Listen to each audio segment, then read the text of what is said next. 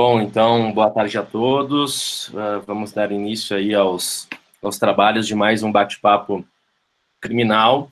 Quero inicialmente, cumprimentar meu colega de batalha, de luta aqui na instituição, professor Robson de Vargas, agradecer aí pela parceria de sempre, cumprimentar os alunos que estão aqui nos assistindo, que estão sempre frequentando o nosso bate-papo criminal, trazendo sucesso ao nosso projeto, e um agradecimento especial, uma saudação especial à minha querida amiga Ana Luísa Teixeira Nazário.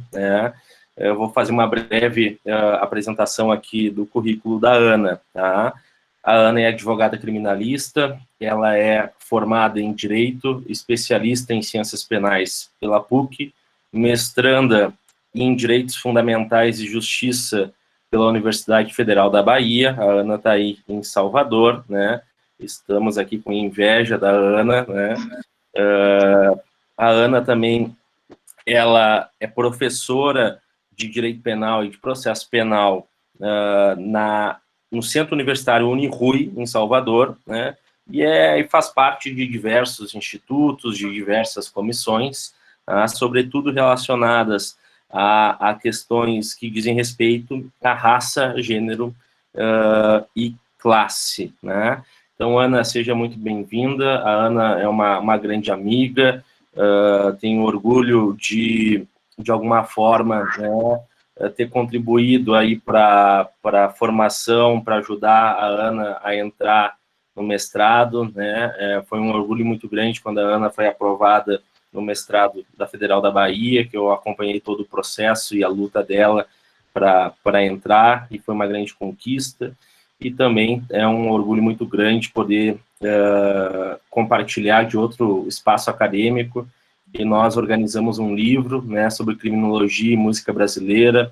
O livro está prestes a ser lançado, ainda nesse mês teremos a obra, e o lançamento da obra será no início do mês que vem, no congresso que a gente está organizando aqui, eu, o professor Robson e o pessoal do Desencarcerando. Na primeira semana de novembro, vai ter o lançamento da obra e mais diversas palestras aí, que fica já a dica para vocês. Quando tivermos o link para inscrições, a gente vai compartilhar, tá? Então, Ana, seja muito bem-vinda. Eu só vou passar antes a palavra rapidamente para o Robson, fazer suas considerações, e daí a gente já te passa a palavra. Robson, por favor. Obrigado, Bruno. Da mesma forma, eu quero me dirigir a cada um dos nossos alunos, agradecendo a presença. Tá? A gente já registrou aqui que o projeto ele está sendo possível, está sendo levado adiante pela adesão dos nossos acadêmicos, e isso é o que nos motiva a seguir, a seguir toda semana com temas ligados à área das ciências criminais. Quero agradecer também a parceria, Bruno, de sempre, e em especial aqui a Ana, mais uma vez pela generosidade de estar conosco. Eu tive o prazer de conhecê-la em Canela, alguns anos atrás, quando ela participou também de um evento, naquela ocasião. Então, Ana, muito obrigado por ter aceito esse convite, e vamos aguardar, então, o lançamento do livro, Bruno, tá? E aí depois a gente vai divulgando aí nas nossas plataformas. Depois eu vou colocar aqui, Ana, se tu me permitir, o teu endereço também do Face, para quem quiser depois te seguir ali, fica aqui também, então, para os nossos alunos aqui, esse link daí depois para vocês acompanharem a Ana. Obrigado. Robson, se tu puder passar os slides, porque eu me lembrei aqui que eu tenho que ficar aceitando o pessoal entrar na sala, tá? Então, se tu puder fazer isso, eu agradeço. Qualquer coisa eu posso passar também, Bruno, tranquilo? Tá, beleza. Então tá. Então, se a Ana conseguir, tudo bem, Ana, daí fica a teu critério. Não, daí eu vou logar aqui porque o meu Note, ele já não aguenta mais quase 2 semestres de AD, então eu tenho dividido os dispositivos. Eu tenho passado os slides no celular e tem dado certo, porque o Note vai dando uma trancadinha. Então, eu vou levar 2 segundos aqui até conectar. Pedir para vocês esperarem. E aí, Bruno, vai aparecer 2 Anas na sala. Quem dera tivesse duas, né, para dividir as atividades, né, Bruno? Verdade. Deixa eu só abrir aqui, 2 segundos.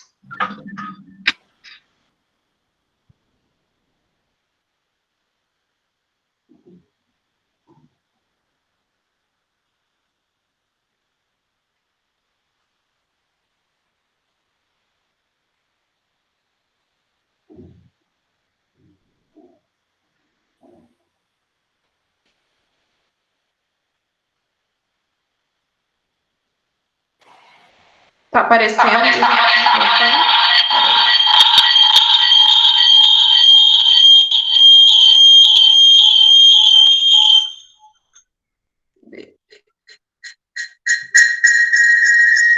Tô dando o microfone. Tu tem que desligar o microfone de um deles. Né? Deu, agora foi.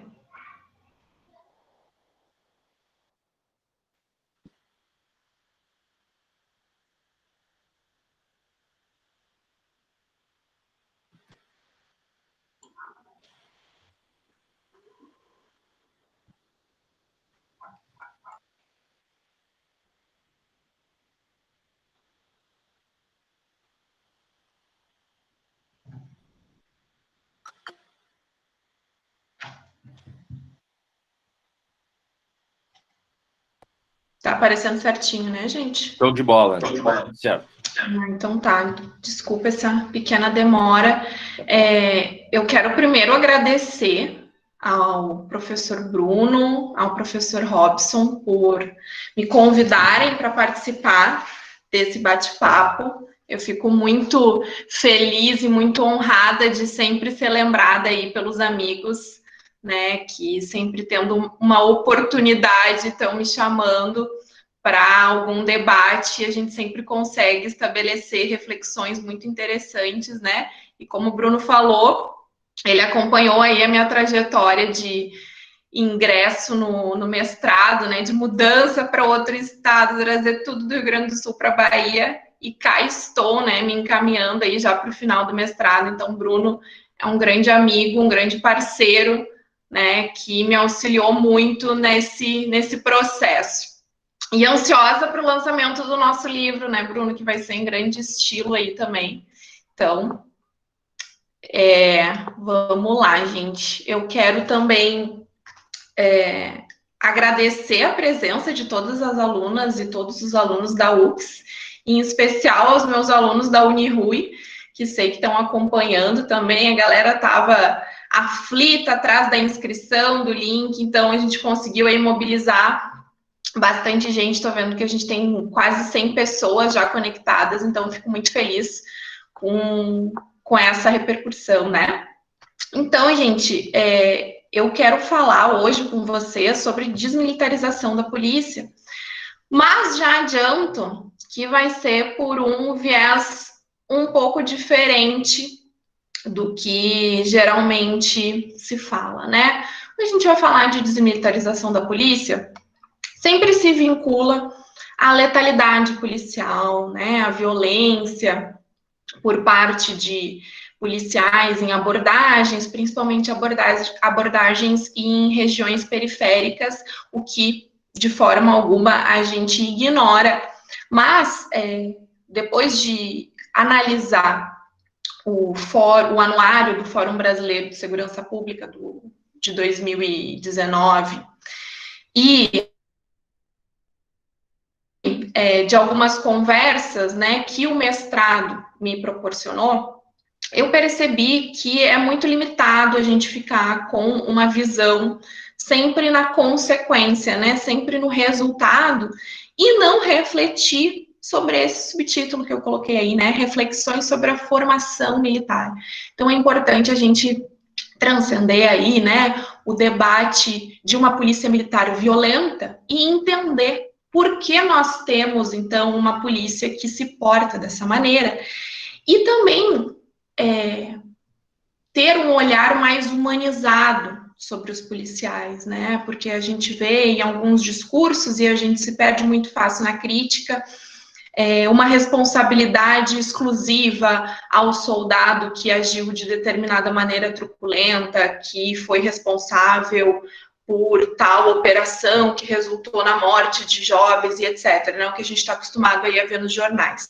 Então, a gente tem que pensar por que esse policial, ele se sente à vontade, ele se sente legitimado para agir assim, e também o que ele passa enquanto um soldado, né, enquanto um agente que passou por essa formação militar. E aí, para isso, gente, eu separei alguns tópicos para o debate, né?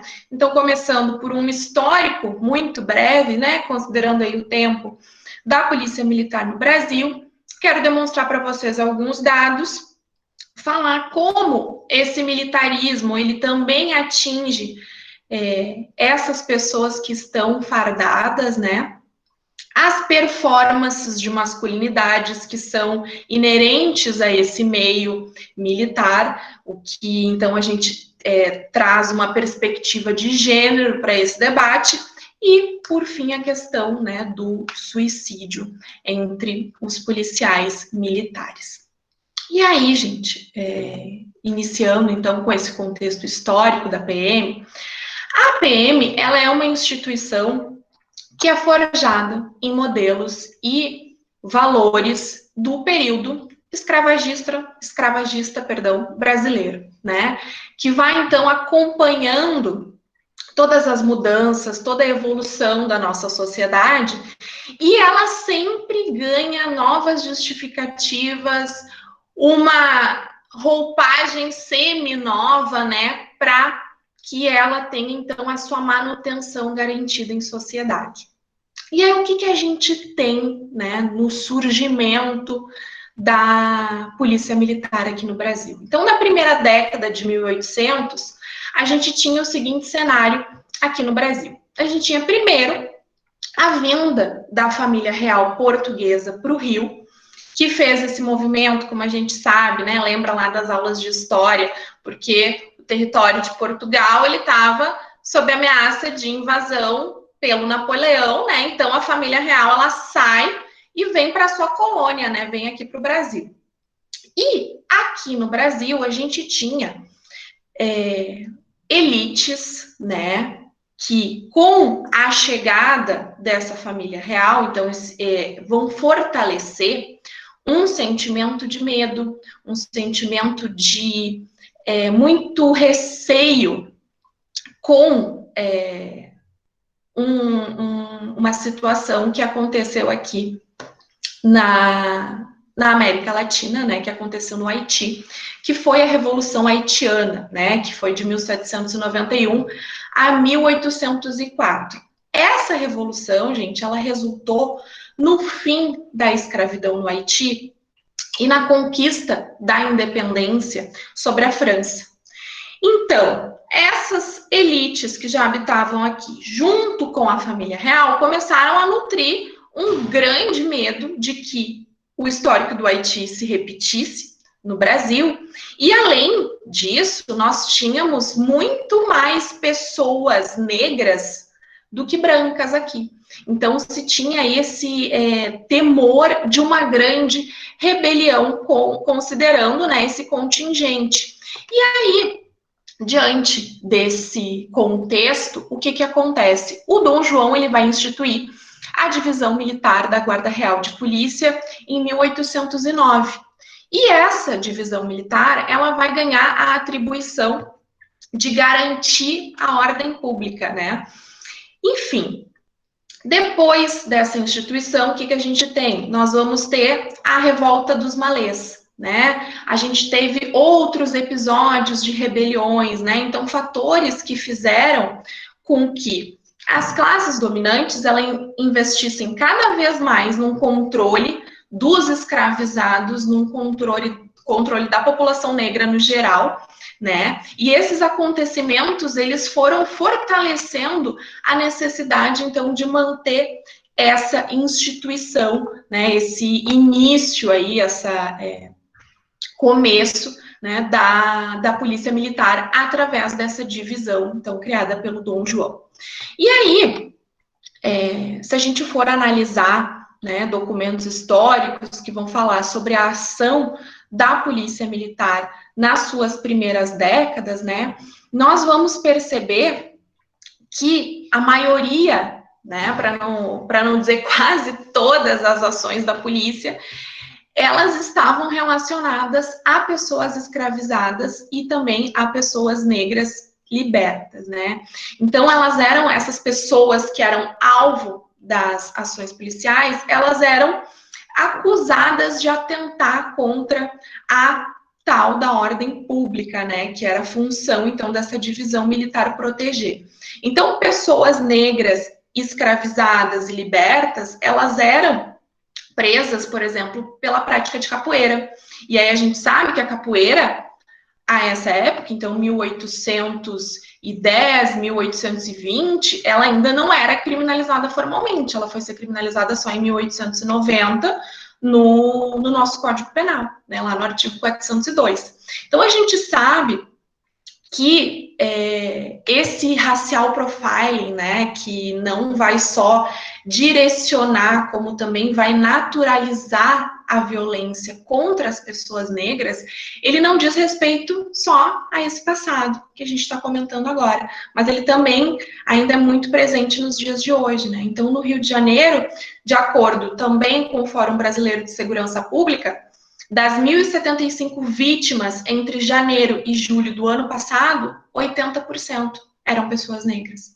Não é à toa, gente, que, lembrando, né, que em junho de 2020, o ministro do STF, Edson Fachin, ele concedeu uma liminar proibindo operações nas favelas do Rio, né, operações policiais, durante o período da pandemia, então, considerando aí esse contexto de Covid, e os números de morte por policiais caíram e caíram muito, né? Então, as mortes cometidas por policiais, elas vão cair mais de 75% depois dessa proibição por parte do STF.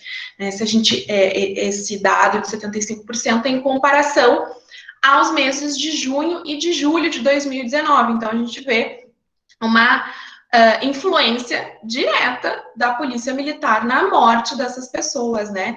Então, o que acontece? Essa função de garantir a ordem pública, ela serviu e ela ainda serve como um baita de um recurso retórico, né? E não é só para fins de função da polícia militar, mas também em outras situações, como se a gente for debater aqui prisão preventiva, né? É um argumento que a gente não encontra, né, um conceito, a gente não encontra uma definição precisa. Tudo, qualquer coisa pode ser pode atentar à ordem pública, né? Então a gente vai ter aí esse fundamento para a atuação da polícia.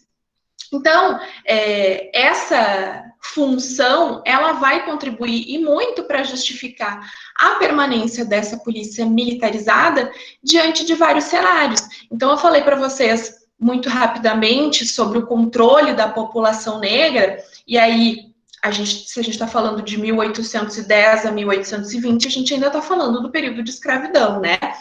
Se nós formos olhar para o pós-abolição, então, para depois de 1888 e em 1890, com o advento do Código Penal, a gente vai ver a criminalização da religião de matriz africana, né? A gente vai ver a criminalização formal, então, da capoeira, a figura do vadio, do mendicante, né? Então, quem vai ser o vadio? Quem vai ser o mendicante depois da abolição?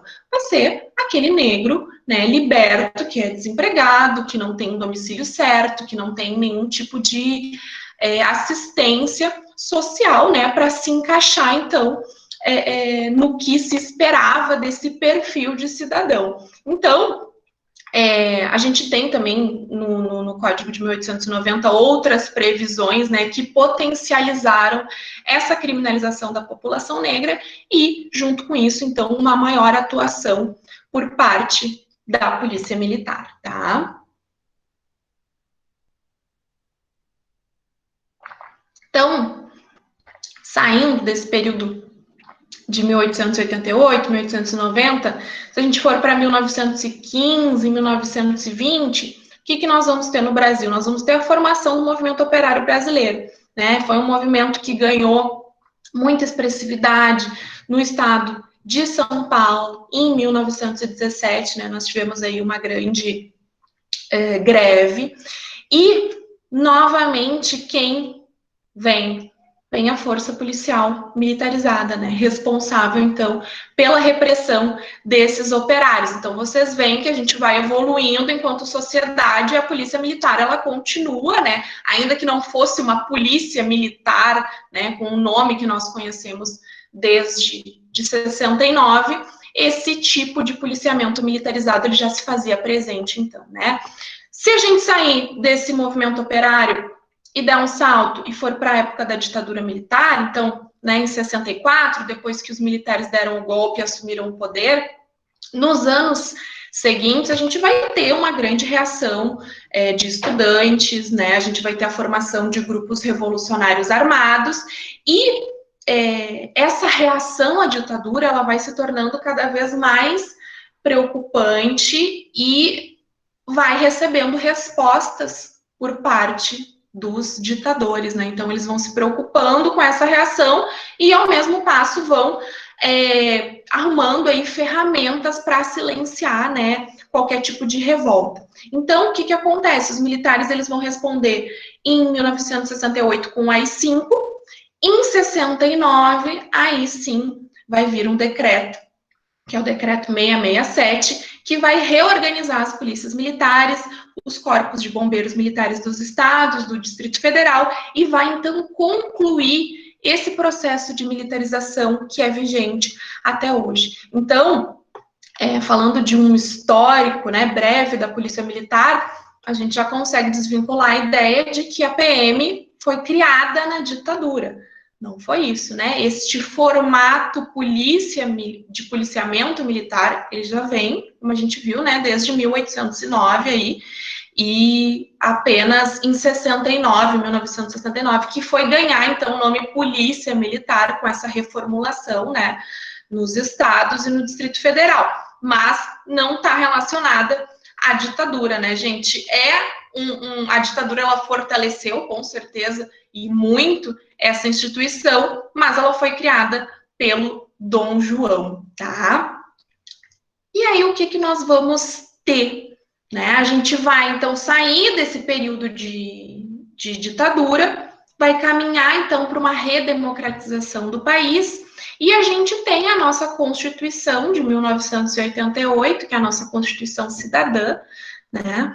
Que vai trazer lá, no artigo 144, a função da polícia, né, como aquela responsável por exercer a preservação da ordem pública, então a gente mantém esse argumento, né, e também da proteção do patrimônio e da integridade das pessoas, né. Então a gente tem uma atribuição ainda extremamente vaga, né, genérica, imprecisa, que contribui para não evolução dessa polícia, para não reformulação desse modelo que tem um ranço do período escravagista e tem um ranço do período ditatorial que o Brasil viveu, né? Então, nós passamos por uma redemocratização, mas, como nós sabemos, não tivemos aí, de fato, essa transição nas polícias, né, e o sistema de segurança pública e as estruturas policiais no geral, então elas permanecem praticamente iguais, sem nenhuma alteração significativa. E essa permanência da estrutura militar das polícias brasileiras, ela vai implicar diretamente no tratamento que os soldados eles vão executar perante a sociedade civil. Então, se a gente está treinando para uma guerra, e aí para qual guerra, né, nós estamos treinando, é óbvio que a postura daquele soldado vai ser de constante combate de um inimigo, né, de uma postura de guerra mesmo, né, que, como a gente sabe, vai se expressar, então, nos índices muito elevados de violência e de letalidade policial, e esses índices, eles vão chamar a atenção de organizações internacionais. Então, o Brasil, inclusive, em 2017, ele foi condenado pela Corte Interamericana de Direitos Humanos por um fato ocorrido na favela de Nova Brasília, no complexo do Rio de Janeiro. Então, isso é internacionalmente conhecido, né? A postura da polícia militar no Brasil, ela tem reflexos no exterior, né? Não é à toa, então, que a própria Corte Interamericana de Direitos Humanos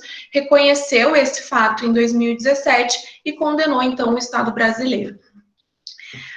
Só que, como eu disse para vocês, para além dessas consequências, né, desse reflexo aí direto na sociedade, a gente recebeu ano passado, né, o 13º anuário do Fórum Brasileiro de Segurança Pública, que nos trouxe os seguintes dados, né, que saíram aí em todos os jornais. Então, no Brasil, mais policiais se suicidam do que morrem em confrontos. Suicídio de policiais supera mortes em operação no país, aponta relatório. Suicídio de agentes de segurança no Brasil cresce em 140%, aponta estudo. Então, o Fórum Brasileiro, ele nos trouxe que mais policiais foram vítimas de suicídio do que foram assassinados em horário de trabalho. E ele coloca esse dado, né, de 104 policiais civis e militares tendo tirado as suas próprias vidas, né, no ano de 2018, tá? Esse dado aqui é referente ao ano de 2018. Fazendo uma análise dos dados, né, dos dados mais detalhados que o fórum traz, a gente vê que quase 77% desses suicídios que são elencados nesse estudo, eles foram cometidos por policiais militares. Então, a gente pode concluir que a militarização, ela também vai afetar aqueles que vão carregar as fardas, né? Então, são inúmeros os relatos que a gente vê de muitas pessoas que nem chegaram a concluir a formação militar, que relatam que passaram por assédio, que foram torturadas, né? Então, a gente teve, acho que tem uns 2 ou 3 anos no Rio de Janeiro, meninos que relataram que foram colocados no asfalto quente para sentar nus no asfalto quente. Então, isso é um relato. Se a gente for pesquisar, a gente vai ver inúmeros, né? Então, como o Fábio França fala, né, nesse processo de fabricação do soldado, a sistemática que a gente encontra é uma sistemática de violência sobre os corpos desses soldados em formação e uma ultrapassagem total dos limites humanos, né? Então, a expressividade desse número apresentado pelo anuário, ela nos surpreende muito, né? Porque a gente fica muito restrito só a analisar essa questão da letalidade. A gente ainda olha pouco para a figura do policial, né? Só que eu não posso deixar de comentar com vocês que, muito embora esses dados sejam muito expressivos, se a gente for pensar nas dificuldades, né, e aí enquanto pesquisadora, professor Robson não me deixam mentir, né, como é difícil você acessar dados da Polícia Militar, né? Então, eu fiz uma pesquisa de campo em 2015 e eu estou aguardando até agora, né? Foi uma pesquisa para o meu trabalho de conclusão de curso da faculdade. Eu estou esperando até agora o batalhão me responder, né? Porque é algo muito difícil. Então, imagina, dados relacionados a suicídio de policiais militares, a gente ainda vai entrar num outro campo, né, de dificuldade. Então, ainda que a gente tenha esses dados demonstrados pelo Fórum Brasileiro, a gente não pode deixar de pensar numa possível cifra oculta relacionada a essas taxas, né, diante aí dessa tentativa de esconder mesmo que as instituições militares elas fazem para se blindar, né? Então a gente pode fazer diversas análises sobre essa questão dos dados. Então é para a própria instituição não sofrer críticas, né? Para ela se blindar. Também, se a gente for pensar na questão de uma pensão pós-morte, né? Para a família, né? Para os dependentes. Então a gente tem uma série de questões que podem levar, sim, a essa ocultação e a essa distorção nessa classificação da causa-mortes, né? Então, a gente também pode concluir isso se nós formos ver que os estudos demonstram que, comparado com a população civil, o índice de suicídios é muito maior entre os policiais, né? Então esse índice está muito acima do índice da população geral. Então esse número aí de 104 mortos, ele também nos chama atenção nesse sentido.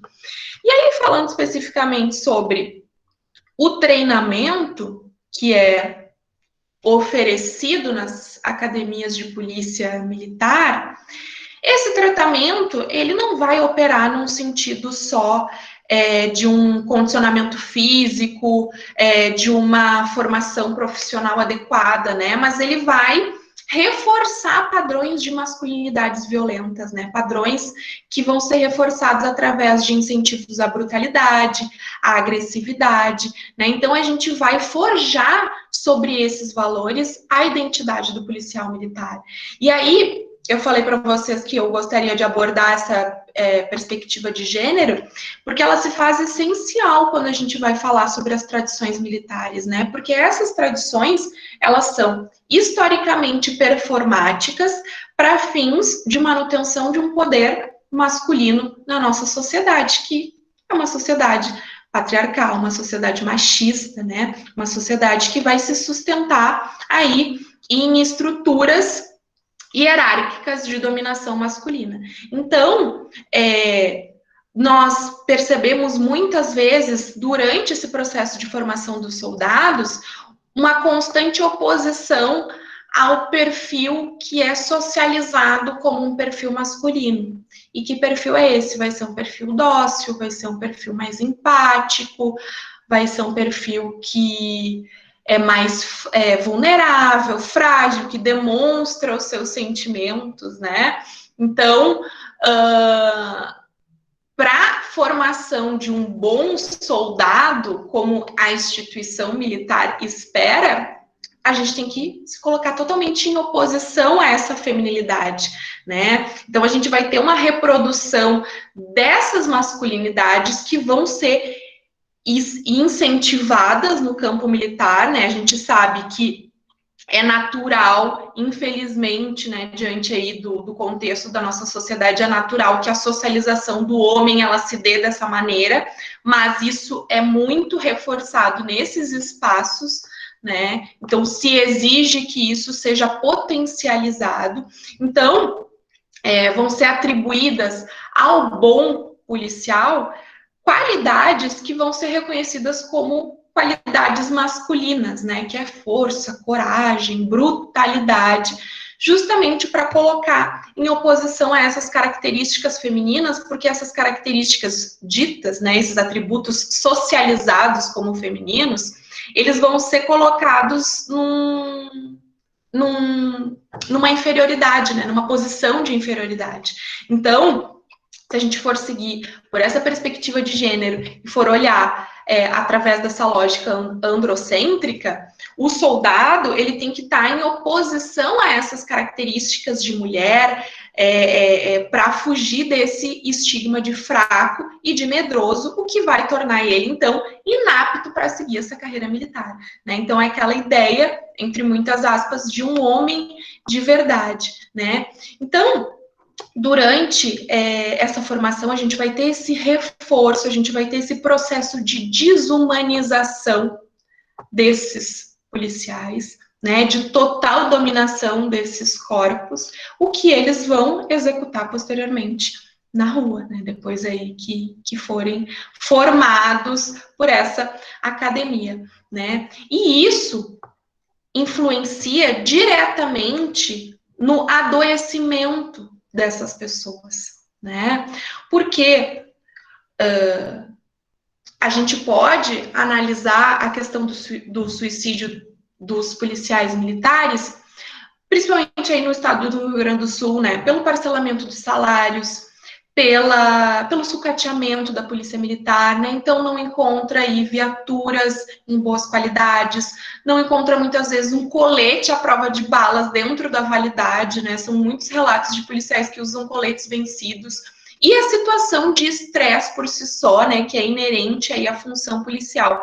Só que isso também é importante nessa análise, mas me parece que é muito mais importante a gente perceber também o quanto essa formação desse policial com esse reforço de uma masculinidade violenta acarreta no seu adoecimento mental, né? Porque a gente vai ver estudos da Daisy Miranda, da Jaqueline Muniz, que apontam que quando os policiais eles adoecem, então quando eles entram num quadro depressivo, por exemplo, e eles vão buscar uma ajuda dos superiores, eles vão relatar isso na corporação, eles são humilhados, né? Eles não conseguem uma licença para fazer um tratamento. E muitos acabam adoecendo cada vez mais, né? Então, aumentando aí o seu nível de doença e, infelizmente, cometendo o suicídio, né? Então, esse processo de sofrimento psíquico, né, e também sofrimento físico, ele não vai contar com nenhum tipo de respaldo dos superiores, né, hierárquicos dentro da corporação. Então, além de ele não conseguir uma assistência médica, né, uma assistência psicológica, ele ainda é colocado como fraco, como o maluco, como aquele mão cansada, aquele que não quer trabalhar. Então, a pessoa que já está num quadro depressivo, ela acaba, né, aprofundando aí, né, se adoecendo cada vez mais diante aí dessa postura das corporações, né? Então, esse policial que tentar, de alguma maneira, demonstrar a sua, entre aspas, fraqueza, ele vai ser estigmatizado, né? Para que se tenha uma transferência da culpa, que é da instituição, né? Então, a gente blinda a instituição, a gente tira qualquer responsabilidade dela, coloca só no corpo daquele militar, né? Então, é óbvio, a profissão militar, ela é uma profissão, a profissão policial, né? Ela é estressante naturalmente, né? A gente não nega aí esse estresse ocupacional como um dos fatores de risco. Só que a gente não pode resumir as práticas de suicídio por parte desses profissionais a isso ou a um sucateamento da polícia, como eu coloquei, né? Então, o que a gente consegue ver, e aí eu estou cuidando aqui o horário, por isso que eu dei uma acelerada, que esses valores dessa formação militar, eles não vão levar a um caminho diferente que não seja um caminho da violência sobre todos os corpos que vão aparecer pela frente. E qual é o que primeiro vai sofrer com isso? É aquele que está em formação, é aquele corpo do soldado, né? Então, muito se questiona quando se fala de militarização e, consequentemente, né, dessas masculinidades militares propagadas nesse meio, o quanto elas afetam a sociedade civil, né? Só que, como eu falei para vocês, debater a desmilitarização das polícias, ela não vai ser um combate só da violência, da letalidade policial, né, e de demais atos que são totalmente repudiáveis, né? O que a gente precisa abordar também é a saúde mental, é a saúde física daquelas pessoas que vão carregar esse peso da farda, né? O que a gente acaba vendo quando esses casos são retratados em noticiários, né, em jornais, que vai se dar ênfase sempre a essas mortes em serviço como uma maneira de concentrar aquela discussão na violência e de justificar a manutenção da polícia militar, né? Como a polícia militar ela é necessária para o bom andamento da sociedade. Então, o que se faz é utilizar, distorcer essas mortes, né? Utilizar isso para não enxergar a gênese desse problema, né? Então, vai se falar sempre sobre violência, sobre criminalidade, sobre falta de investimento, falta de valorização, né? Desses diversos fatores que a gente não nega a relevância, mas não se fala o quanto a permanência de um modelo militar e esse intrínseco estímulo a padrões de masculinidades violentas, vai ser responsável, né, vai carregar grande parte da responsabilidade pelo adoecimento e pela consequente morte dessa corporação, né? Então, a gente consegue perceber, não só pelos dados do Fórum Brasileiro, mas pelos sindicatos, né, que já vêm denunciando isso há algum tempo, o quanto os policiais militares, eles também sofrem com esse modelo, né? Se eles não sofressem tanto, a gente não teria muitos policiais que são responsáveis aí por promover esse debate dentro das corporações, por tentar movimentar num sentido de se conseguir aí sair desse modelo militar para proteger o corpo dessas pessoas e também proteger a sociedade como um todo, que também sofre com esse modelo aí de formação militar. Então, considerando o tempo, eu agradeço pela oportunidade de expor, ainda que brevemente, as ideias aí sobre esse tema e abro, então, para possíveis perguntas e para o debate com quem estiver participando. Bruno, de repente aqui eu faço uma observação e depois a gente aproveita aqui as perguntas que forem chegando, pode ser? Claro, à vontade, Robson. Perfeito. Ana, eu queria inicialmente agradecer mais uma vez pela tua sensibilidade, pela forma com que você tratou do tema, né? Ou seja, a gente percebe que o cenário, muitas vezes, que a Polícia Militar está inserida, é um cenário também de violência, um cenário de desigualdade, de desestruturação social, e, por assim dizer, se esse profissional não estiver bem preparado, nós podemos ter aí uma distorção daquilo que se espera do seu trabalho. Também, dias atrás, eu compartilho aqui, eu estava observando no noticiário, que não é muito diferente, às vezes, as condições também da Polícia Civil.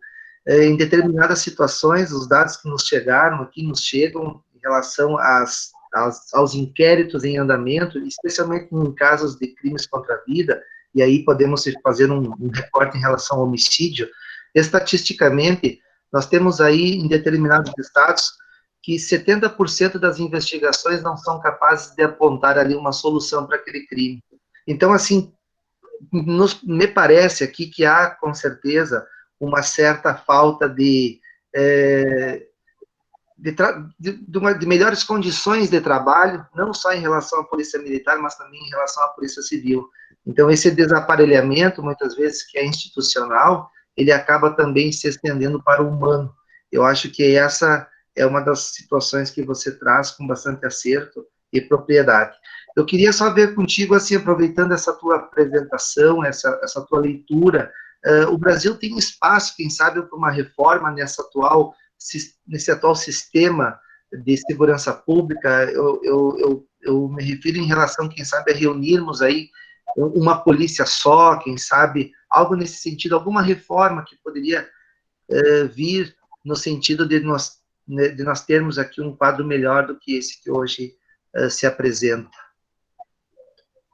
Então, Robson, o que eu tenho visto de estudos como o do Luiz Eduardo Soares e de outros, né, pesquisadores dessa área da segurança pública, é relacionado, então, à polícia militar.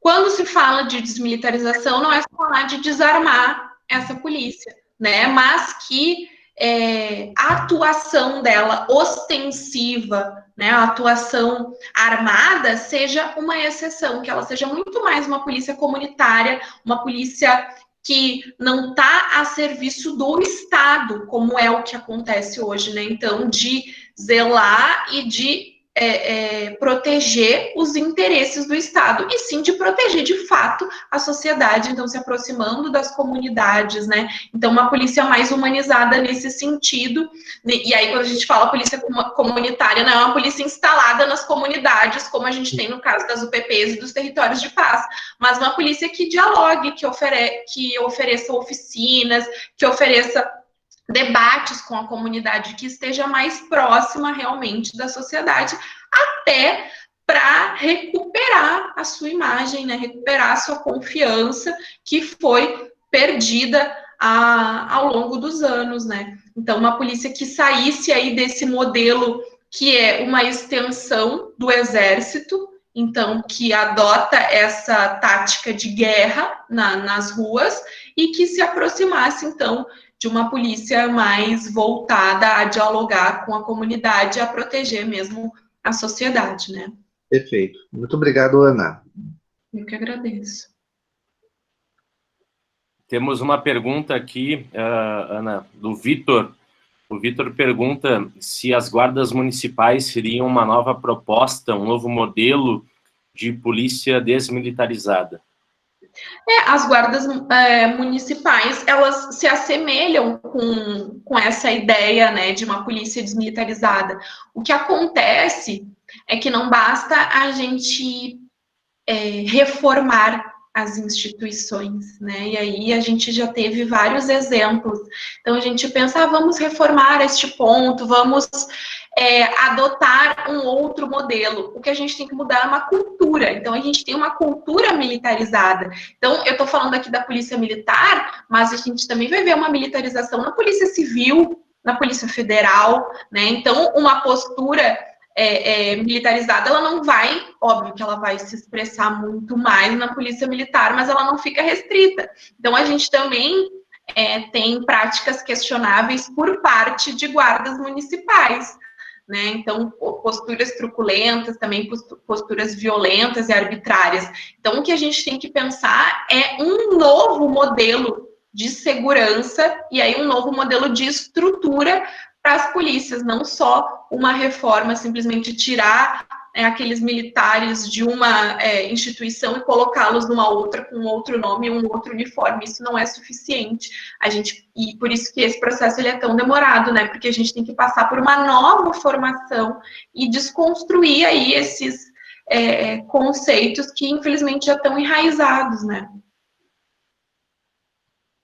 Exato. Só para lembrar, né, que, como tu bem trouxe ali no aspecto histórico, que a nossa arquitetura institucional, né, da segurança pública, ela vem do quadro da ditadura civil-militar e ela não foi modificada pela Constituição de 88, foi levemente, ou seja, a arquitetura, a forma de organização burocrática do nosso modelo policial é o mesmo da ditadura militar.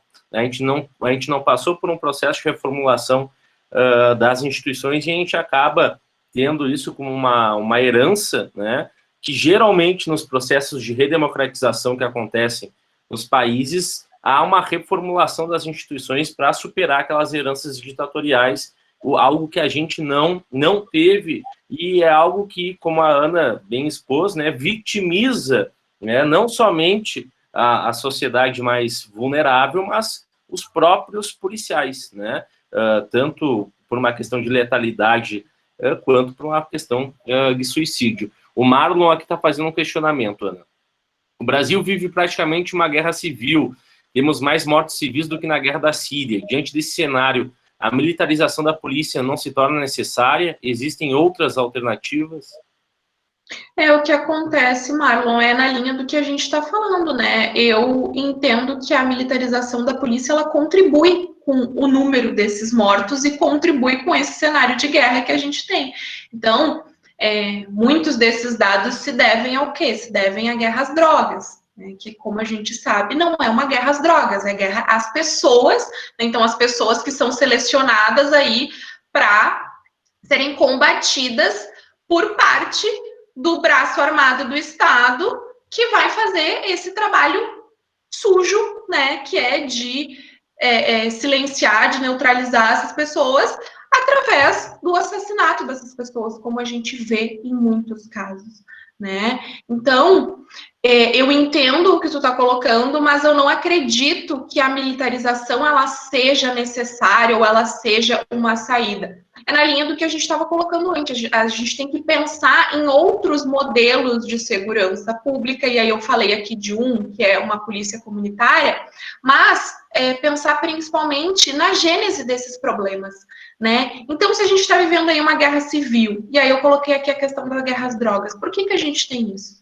Né? Quais são os problemas sociais que estão por trás dessas questões, né? Então, o que acontece? O Estado, ele vai agir sempre de maneira reativa. O Estado, ele não age de maneira preventiva. Ele não vai pensar em políticas de assistência social, em políticas públicas no geral, né? E ele vai se fazer presente na vida dessas pessoas que são as mais atingidas pelo policiamento ostensivo, que são as pessoas que estão em situação, em regiões periféricas, em situação de maior vulnerabilidade social. Ele se faz ausente no lazer, na educação, na saúde, no saneamento básico, mas ele se faz presente através da polícia. Então, reprimindo, né, gerando aí esse estado de guerra que a gente vive. Então, como a gente sabe, se o Estado ele não oferece esse tipo de direito, não oferece, não, ele não garante os direitos sociais que estão lá no artigo 6º da Constituição, o tráfico de drogas, e a gente está pegando um ponto, né? Ele vai recrutar essas pessoas muito bem, né? E vai fazer aí o seu papel, e a gente vai ficar nessa guerra que, se fosse de fato uma guerra contra as drogas, nós já teríamos resolvido há muito tempo, né? Então a gente não tem um interesse de fato em reprimir o comércio de entorpecentes ou de regularizar de alguma maneira esse comércio, né? Mas sim de manter esse estado mesmo, e aí a gente poderia fazer uma outra análise, pegar uma questão de necropolítica e outras, né, Bruno, que renderiam aí outro bate-papo, com certeza. Exato, Ana. Muito, muito importante as questões que tu traz. E só para indicar para o Marlon, né, existem diversos modelos de policiamento adotados por vários países, né? O Robson trouxe um deles, que seria pensar numa polícia única, né, dentro do modelo federativo, numa polícia civil única. Existem outras sociedades que, muito pelo contrário, vão pensar em diversos tipos de polícia civil. Então, vão ter várias unidades de polícia civil, cada uma com uma competência, digamos assim, né?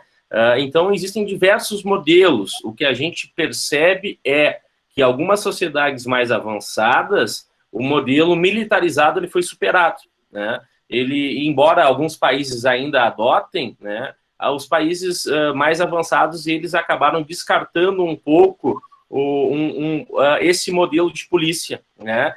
E é algo que a gente até poderia pensar se poderíamos manter o modelo policial ou não.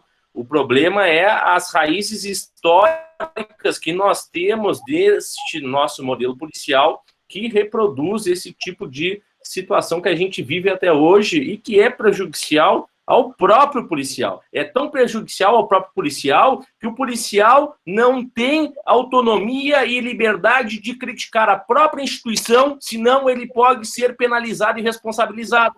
Muitas vezes eu vejo um aluno meu policial que fica quieto, me olha com uma cara de compreensão com o que eu estou falando, mas ele não pode abrir a palavra e a boca para falar, porque vai ter outro colega ali que pode denunciar ele e ele pode sofrer uma sanção disciplinar, pode ir preso, né, disciplinarmente. Ou seja, ele está tolhido da sua liberdade, ele está sendo oprimido pela própria instituição e ele não tem o direito de externalizar a sua posição crítica. Isso, pessoal, isso é um absurdo.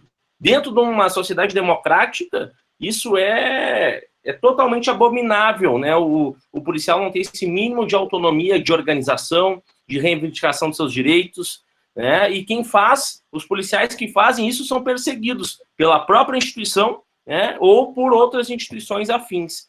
Isso é um absurdo, né? Se tu puder falar um pouco sobre isso, Ana, sobre esses outros aspectos problemáticos que nós temos da instituição, né, em virtude da própria estrutura da hierarquia militar, né, que é, no fundo, que se está questionando com a desmilitarização. Ninguém quer simplesmente desarmar policial e que o policial saia dando rosas para bandidos na rua, né? Não é isso, né? Porque muitas fake news rolam em épocas eleitorais dizendo que é isso, de fato, que querem fazer com esse tipo de proposta, né? O que a gente está pensando com seriedade nos próprios direitos humanos e fundamentais dos próprios policiais. Nós somos um dos poucos, nós cientistas sociais, somos uma das poucas pessoas que pensa de fato nos direitos dos policiais. Não é um bando de político que é só da boca para fora, né? Então, se a Ana puder falar um pouquinho sobre essa questão das outros problemas que a estrutura hierárquica traz, acho que seria interessante só para a gente fechar. Bruno, Ana, só um minutinho, só para fazer um parênteses aqui. E outra coisa, Bruno, dentro dessa tua fala, dessa tua reflexão, a gente não pode esquecer também que o policial militar, ou a força militar, né, a polícia militar em si, não deve se prestar a ser esse controlador da violência, né, que muitas vezes acaba sendo um déficit, né, governamental, uma desigualdade social e que, na verdade, vai respingar lá na ponta para o policial militar ter que administrar isso, né? Então, acaba sendo também há uma própria estigmatização com essa funcionalidade, né? Acaba sendo um gerenciamento da violência como se fosse uma forma de gerenciar os problemas sociais. É só esse o parênteses aqui. Ana, pode complementar. Não, eu concordo com, pegando o começo do fim, né, pegando o gancho do que o Robson falou, é isso, né, quando a gente está falando de desmilitarização, e aí o professor Bruno disse também, nós não estamos falando para ter uma polícia que vai abraçar bandido no meio de um tiroteio, não é isso, mas uma polícia que haja desta maneira excepcionalmente, né, que não provoque esse tipo de situação, que não entre numa favela metendo o pé na porta, né? Como se a gente for ver, tem um livro da editora Revan que fala sobre a pacificação, né? Sobre as UPPs lá no Rio de Janeiro, e são inúmeros os relatos das atrocidades cometidas, né? Então, quando a gente está falando de desmilitarização, não é, como o professor Bruno falou, e essas fake news aí, principalmente no período que a gente está vivendo, tentam vender essa ideia, né, de Jesus Cristo dê sua outra face para bater. Não é isso, é pensar uma outra polícia e também, e por isso que eu me propus aqui a não falar sobre uma violência policial, sobre as ações policiais, porque eu acho que isso já vem sendo denunciado há muito, mas sim de falar sobre os direitos desses policiais, do direito desses soldados, aí falando no geral, né? Porque eles são extremamente censurados dentro do ambiente, eles não podem ter qualquer tipo de opinião contrária, e às vezes não é nem a opinião contrária, né? O chefe ali da corporação, o superior hierárquico, ele distorce muitas vezes o que aquela pessoa está falando, o que aquela pessoa está querendo manifestar, para que ela sofra, então, um PAD, né? E aí esse PAD pode acarretar muitas coisas, e ela pode, inclusive, ser presa, né? A gente tem essa questão da prisão militar, a gente tem o Código Militar, que é um outro problema também, né? Que a gente poderia debater em várias situações, não só para a questão, né, de uma comparação com a sociedade civil, mas dentro do que ele restringe aos próprios policiais, né? Então, assim, como o Robson falou agora no final, a gente fica insistindo em colocar soluções milagrosas, né? Então, vamos armar mais a polícia, vamos investir mais na polícia militar, vamos reformar lá, liberar lá no Estatuto do Desarmamento para a população se armar. Então, assim, são soluções que são rápidas, que parecem soluções sempre fáceis, mas que são as mais caras sempre, né? Então, a gente sempre vê o resultado muito pior. A gente tem que pensar no porquê que essa tarefa de controle da criminalidade e de controle da violência é colocada nas mãos da polícia ostensiva e não dentro dos outros campos que a gente vai ter numa organização estatal, né? Então, a gente tem que pensar nessas questões que são muito anteriores para resolver de fato, porque senão a gente fica enxugando gelo. Ah, que massa, a polícia militar apreendeu 500 quilos de cocaína, pronto, acabou o tráfico de drogas no Brasil. Claro que não, né, gente? Então, assim, a gente fica nessas soluções que são soluções burras, que não são soluções, né, que são ali medidas paliativas para vender uma ideia de eficácia desse modelo de segurança pública, quando é um modelo que está falido aí há mais de 30 anos, né? Muito bem. Eu acho que podemos indo para o final, né, Bruno? Acho que em virtude do adiantado da hora, podemos, né, finalizar. Então, eu faço as minhas considerações e tu fecha daí, pode ser? Então, beleza. tá. Então, Ana, muito obrigado pelas tuas considerações. É sempre muito valoroso essa troca de ideias, e essa é a proposta que a gente está encampando, e engrandece muito a tua presença hoje, e esperamos que você possa estar conosco aqui em outras oportunidades. Agradeço também aos nossos alunos que estiveram conosco, e fica aqui um abraço, Ana, e Bruno, para você também. Agora tu segue daí. O Bruno está... Obrigado, Robson. Só queria agradecer aí a presença que nos acompanham, né, que fazem que o projeto tenha continuidade, e agradecer especialmente a nossa querida amiga Ana, né, as portas da UC sempre estão abertas a ti, né, volte quando quiser, só me mandar uma mensagem que a gente organiza aí algum evento, né, muito obrigado, a exposição foi excelente, os alunos adoraram, né, e qualquer coisa, a gente está sempre aí à disposição. Muito obrigado mesmo.